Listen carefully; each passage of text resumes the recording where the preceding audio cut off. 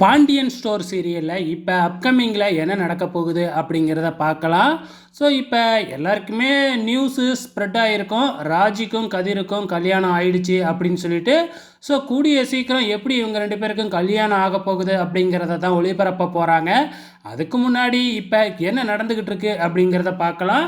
இப்போ ராஜி கண்ணனோட சேர்ந்து வீட்டை விட்டு வெளியில் வந்தது மட்டும் இல்லாமல் இங்கே கதிர், நம்ம கோமதி இவங்கெல்லாம் தங்கி இருக்கிற அதே ஹோட்டலுக்கு இவங்களும் வந்திருக்காங்க. தெரியாமல் இவங்களாம் இங்கே தான் இருக்காங்க அப்படிங்கிறது தெரியாமல் இங்கேயே வந்திருக்காங்க. ஆனால் ராஜியை வந்து பார்த்திங்கன்னா நம்ம பாக்கியா மட்டும்தான் பார்த்துருக்குறாங்க. ஏன்னா பாக்கியாவுக்கு ராஜி யாருன்னே தெரியாது இல்லையா. இந்த கதிர் வந்து நம்ம ராஜியை மிரட்டிக்கிட்டு இருக்கிறதையும் வந்து பார்த்திங்கன்னா கேட்டுக்கிட்டு இருக்காங்க பாக்கியாவோ போது.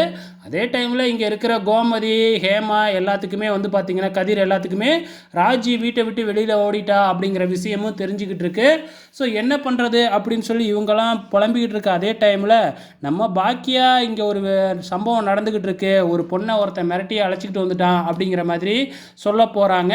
ஸோ அப்போ கண்டிப்பாக வந்து டவுட் வர ஆரம்பிக்கும். யாருன்னு போய் பார்க்கும் பொழுது அது நம்ம ராஜியாக இருக்க போகுது. ஸோ இதன் மூலியமாக வந்து பார்த்திங்கன்னா ராஜியை காப்பாற்றி கதிருக்கு கல்யாணம் பண்ணி வைக்க போகிறாங்க நம்ம கோமதி. இதுதாங்க அப்கமிங்கில் நடக்க போகுது. வெயிட் பண்ணி பாருங்கள்.